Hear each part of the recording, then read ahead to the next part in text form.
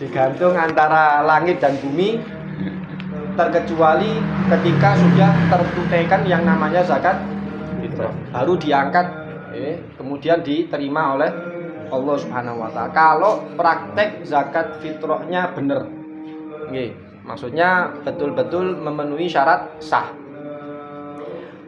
Dikatakan zakatul fitri tuhratun lis-shaimi minar rafath wa tu'matun lil fuqara wal masakin.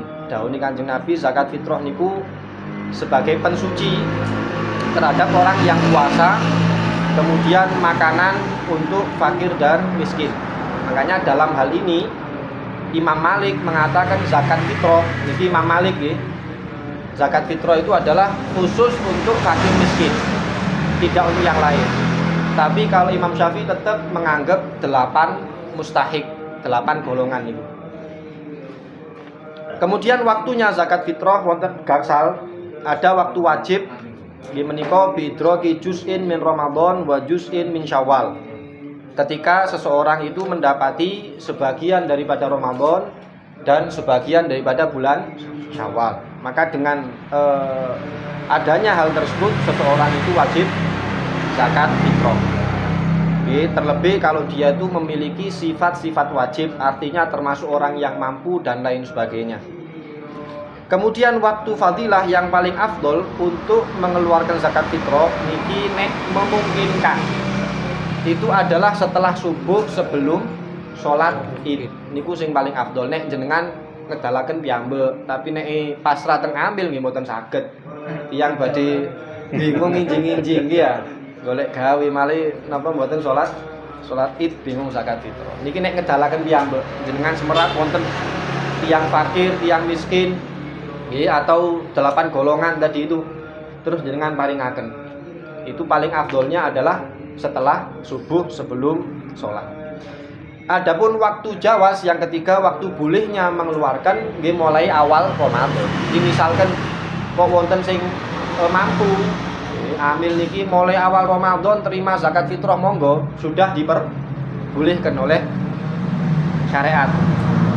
Yang keempat, waktu karoha ketika diakhirkan dari waktu sholat id, berarti nggih di napa saluraken setelah napa sholat id niku hukumi makruh. Sampai kapan? Sampai maghrib. Nah, setelah maghrib masuk waktu yang kelima nggih menika waktu artinya misal muzaki orang yang zakat sudah mengeluarkan di malam hari raya, berarti kan sampun sah. Kalau amil kemudian memperlambat sampai benjing dinten maghrib, berarti sudah masuk malam kedua. Yang haram adalah amil. Beberapa waktu yang lalu ada kejadian. Jadi amil mungkin karena keawamannya nggak ngerti, akhirnya apa, zakat fitrah ditumpuk karena saking banyaknya juga.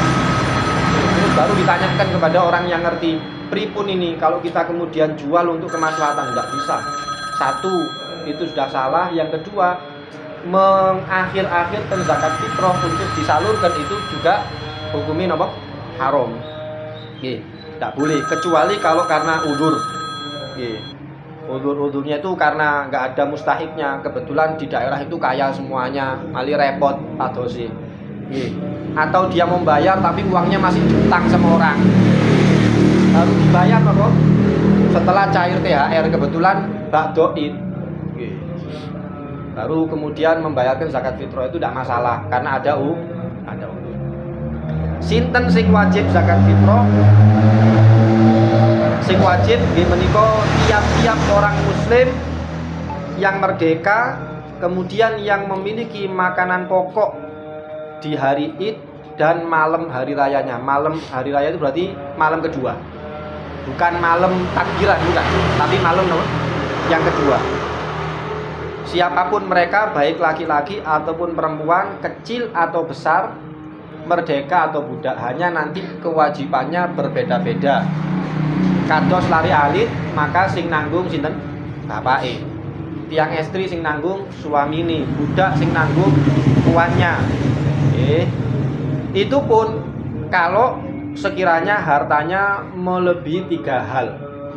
Nopo? 1, lebih dari biaya hidupnya. dan siapapun orang yang dinafkahi di waktu tersebut. Berarti hari Id dan malam kedua. Umpami saya punya uang berapa, 100.000 atau katakanlah 200.000. Oke. Sedangkan saya wajib menafkahi diri saya, istri saya, anak-anak saya, kebetulan ada 3. Ini ku 200.000 kira-kira nggih kurang lebih gitu. Maksudnya kalau tak keluarkan zakat maling mboten nedo, ndak makan. Maka walaupun saya punya uang 200.000 tidak wajib mengeluarkan zakat.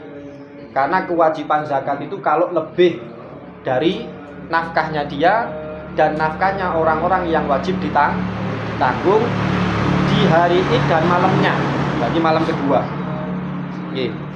Terus yang kedua, lebih dari hutang. Dados tiyang sing gak ada hutang ini boten wajib dalaken zakat. Alhamdulillah. Utangnya masuk 10.000 masuk galak. Ini belum ini dipotong ini Mas yang ini. Langsung alhamdulillah. Salah paham. Kurang ramai menjelang raya. Lebih dari hutang niki pripun? Nah, ini ada perbedaan pendapat. Kalau Ibn Hajar, beliau mengatakan walaupun hutang yang temponya masih lama. Artinya menurut Ibn Hajar, selama orang itu punya hutang walaupun wajib bayarnya masih lama, tidak wajib mengeluarkan zakat. Tapi Imam Romli mengatakan nek kirane utange dereng wajib bayar, maka dahulukan apa? Ya, Zakat. Terus dikatakan hutang itu kalau lebih dari harta yang dimiliki. Berarti nek jenengan utangi 10 juta tapi duwe aset 100 juta, gitu tetap wajib zakat. Pancet ya. Ya sudah alhamdulillah, naudzubillah. La haula wala quwata illa billah. Zakat ya. Jadi utang itu kalau kiranya kita tidak punya uang untuk bayar, gitu. Lah kalau seperti itu, misalkan kita ikut pendapatnya Ibn Hajar lah paling ringan. Walaupun tempunya masih jauh, kita tidak wajib zakat. Gitu. Berarti nanti menyesuaikan dengan apa yang dimiliki, ngoten nggih. Terus juga yang ketiga, lebih dari biaya pembantu sama rumah. Nek misalnya rumahnya ngontrak. Ya atau pas kebetulan wajib bayar pajak. Jenengan griyone mboten ngontrak. Ya alhamdulillah sami enggak ada griyo. Cuman pas hari itu wajib bayar pajak. Misal nih, kalau saya bayarkan zakat, saya tidak bisa bayar pajak dulu. Gitu, pajak dulu. Baru kemudian zakat. Khawatir misalkan kalau tidak bayar pajak nanti resikonya macam-macam. Ya tetap hukum sosial lebih didahulukan. Gitu. Atau kalau ngontrak, kebetulan uang saya ini saya pakai untuk bayar kontrakan ini. Atau pembantu sekalipun. Saya punya uang, cuman besok saya harus gaji pembantu. Kalau misalkan dia adalah termasuk orang yang berhak untuk memiliki pembantu, berarti orang kaya lah, orang cukup. Biasanya sih nggak ada ewang kan apa? Yang cekap lah, gitu. Tapi kebetulan waktu itu uangnya hanya cukup untuk bayar pembantu. Misalkan tidak zakat tidak masalah. Jadi, nopo istilahnya? Terkadang orang itu terkontaminasi harus bayar zakat. Bukan kita kemudian meringankan hukum, cuman kan ngeten. Kadang-kadang orang itu sing penting kalau zakat, tapi nanti minta dizakati lagi. Itu kadang-kadang keliru. Gitu. Ngerasa dia itu tidak mampu. Jenengan kok zakat, tidak mampu. Kalau tidak mampu ya jangan zakat. Menghindari resiko kembalinya zakat. Kadang-kadang ngonten. Banyak yang terjadi itu zakat kembali lagi kepada orang yang membayarkan zakat. Ini bisa terjadi karena apa? Orangnya tidak wajib zakat kok mengeluarkan zakat. Ada apa? Jadi misal saya punya uang cuma butuh untuk ini, butuh itu, yang disebutkan tadi, gitu. Yang disebutkan. Berarti jangan mengeluarkan zakat. Nanti kalau jenengan kekurangan baru kita kasih zakat. Bukan terus kemudian semua orang itu wajibkan, terharuskan untuk kemudian mengeluarkan zakat. Boten aturan-aturan syariat itu tidak memberatkan, gitu. Jadi kalau orang yang wajib adalah orang muslim merdeka, punya makanan pokok di hari Id dan malamnya, Dan itu lebih dari 3 hal tadi. Nafkahnya dia dan orang-orang yang wajib dinafkahi, kemudian utang walaupun tempo, kemudian apa? Biaya pembantu kali griya, apapun yang dia butuhkan. Nek boten menurut kriteria ini maka tidak wajib zakat. Jelas loh, tidak wajib zakat. Atau ulama mengistilahkan goni. Orang yang wajib zakat itu hanya orang yang goni. Goni itu cukup. Bisa jadi bimalin au kasbin. Bisa jadi dengan harta, cukupnya itu dia tidak kerja, sudah sepuh, cuman pensiunanin apa? Kadang. Malin apa? Cekap. Berarti dia wajib zakat. Gitu. Atau dia tidak kaya, cuman dia kerja, goni bi kasbin. Cukup tapi bukan dengan hartanya, cuman dengan kerjaannya. Saya punya kerjaan, bisa mencukupi hidup saya, berarti wajib zakat. Nek boten nggak ada duit, boten nyambut damel. Jadi pengangguran itu juga, kalau memang betul-betul tidak bisa kerja, bukan pengangguran yang karena males, gitu. Nek pengangguran itu boleh menerima zakat dengan syarat-syarat nanti yang akan kita bahas selanjutnya.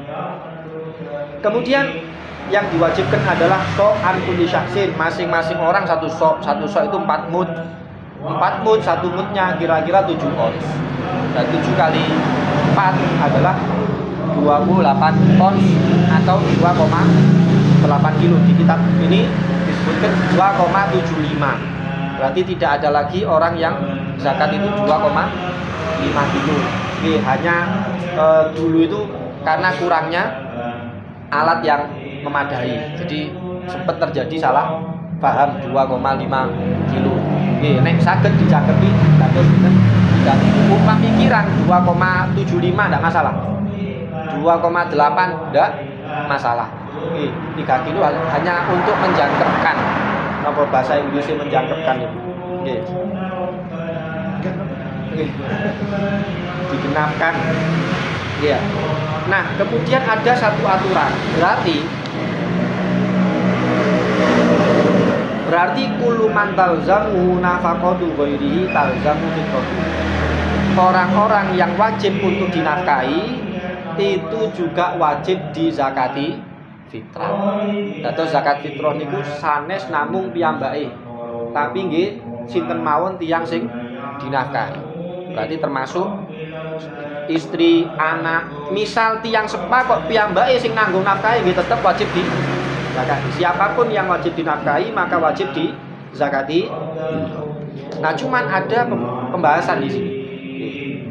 Ada orang-orang yang diperkecualikan. Artinya ada orang yang wajib dinafkahi tapi tidak wajib dizakati. Nek nurut aturan niku sing wajib dinafkahi wajib tapi ada yang diperkecualikan. Sinten? Moro sepah. Kok moro sepah ngapunten. Ibu tiri. Zaujatul ab. Ibu tiri niku wajib dinafkahi. Nek jenengan umpami abahe pun mboten mampu. Iki kan termasuk ibu. Karena istrinya bapak, ibu tiri. Pripun jenengan wajib nafkahi. Cuman syariat tidak mewajibkan untuk dizakati. Jadi umpami ibu tiri niku wau, nak kula dizakati mboten Bu, ngapunten. Artone mboten cekap misal. Tidak masalah. Cekap pun tidak dizakati juga tidak masalah. Karena ibu tiri itu hanya wajib dinafkahi tapi tidak wajib difitrahi. Ini satu. Ada lagi orang-orang yang wajib dinafkahi tapi tidak wajib difitrahi. Sinten? Budak sakniki mboten wonten. Atau contoh yang lain kerabat. Kerabat itu berarti seperti keponakan. Seperti napa? Keponakan mboten ada yang sepa, kebetulan yatim. Jenengan nafkahi. Cuman untuk putranya tidak. Iya. Atau bude. Bude bule. Ini kan bukan orang-orang yang semestinya kita nafkahi pada aslinya, pada dasarnya. Cuman kebetulan dia itu kerabat kita, gitu. Mboten nonton sing nanggung malih dinafkahi, tapi mboten wajib difitrahi. Termasuk nek umpami wonten istri yang ahlul kitab, berarti penganut Nasrani atau Yahudi zaman dulu. Ya, istri yang kafir itu Kafir kan tidak wajib zakat berarti. Niku syaratin apa? Muslim. Wajib dinafkahi tapi tidak wajib difitrahi. Sebaliknya ada orang yang tidak wajib dinafkahi tapi wajib napa? Difitrahi. Napa? Budak yang lari, budak yang napa namine tidak izin kemudian napa lek ngarani minggat lah, budak sing minggat gitu. Tidak wajib nafkahi karena minggat, tapi fitrahnya tetap wajib bagi tuannya. Nggih. Nah, terus umpami wonten duit turah, berarti utangi nggih sampun kehitung, sembarangi sampun kehitung, cuman kebetulan hanya uangnya ini yang turah ini cuman bisa untuk beli satu zakat fitrah. Sinten dirinya sendiri. Istrinya tidak wajib. Nggih, kalau ini kalau teng Timika wonten kejadian. Jadi beras 3 kilo, suaminya, istrinya, anaknya dikumpulkan niati zakat bareng-bareng. Tambah mboten sah. Soalnya napa 3 kilo malah bagi banyak gitu. 3 kilo ya 3 kilo kewajibannya. Hanya untuk suami atau bapak. Lebih malih istri. Lebih malih baru anak. Jadi tidak perlu memaksakan. Tidak perlu memaksakan. Kemudian yang wajib untuk dizakati adalah makanan pokok setempat. Ini menolak pemahaman yang membolehkan pembayaran zakat fitrah menggunakan uang. Apa istilahnya? Mungkin ada sisi positifnya, cuman banyak mandorotnya saya kira. Gitu. Setunggal sing paling jelas ngerepoti amil. Ngerepoti amil, mangke bagine malah repot. Sing iku oleh duit, aku oleh beras, malah ngedol maneh kan. Gitu. Satu, yang kedua secara syariat Imam Syafi'i tidak ada pendapat satupun yang mengatakan bolehnya zakat menggunakan uang. Ada yang boleh Imam Malik, pendapatnya makruh. Boleh tapi napa? Makruh. Itu pun dan niki sing kula sampaikan niku. Itu pun menurut Imam Malik zakat fitrah. Jadi kalau zakat mal pendapatnya sama Imam Syafi'i, ada 8 golongan. Tapi kalau zakat fitrah Imam Malik hanya membolehkan fakir miskin. Jadi kalau mau ikut pendapat Imam Malik sekalian ambil enggak dapat. Gitu. Terus kemudian mu'allafah qulubuhum, orang yang baru masuk Islam tidak dapat. Khusus fakir. Jadi Imam Malik berpendapat kalau zakat mal mustahiknya 8 golongan. Tapi nek zakat fitrah hanya 2 golongan, fakir miskin. Niki lek jenengan konsisten pakai pendapatnya Imam, kan boleh ngambil pendapat dari mazhab lain asalkan satu qodiyah, satu paket. Tidak boleh nyomot-nyomot, tidak boleh satu paket. Kalau memang zakatnya pakai Imam Malik, ya penyalurannya juga pakai Imam Malik. Gitu. Kalau Imam Syafi'i beras, cuman penyalurannya boleh kepada 8 golongan. Kali ambil angsal, orang yang baru masuk Islam angsal, gitu. 8 golongan itu boleh. Nah, ini dasar-dasar daripada masalah zakat fitrah. Insya Allah dilanjut di pertemuan yang akan datang masalah-masalah yang terkait dengan zakat fitrah, termasuk mangke khususnya masalah hamil juga akan kita bahas. Kayak menawa wonten permasalahan sekaligus kita cari solusi bareng-bareng bagaimana kita mengcompare antara syariat dengan praktek yang ada di lapangan. Wallahu a'lam.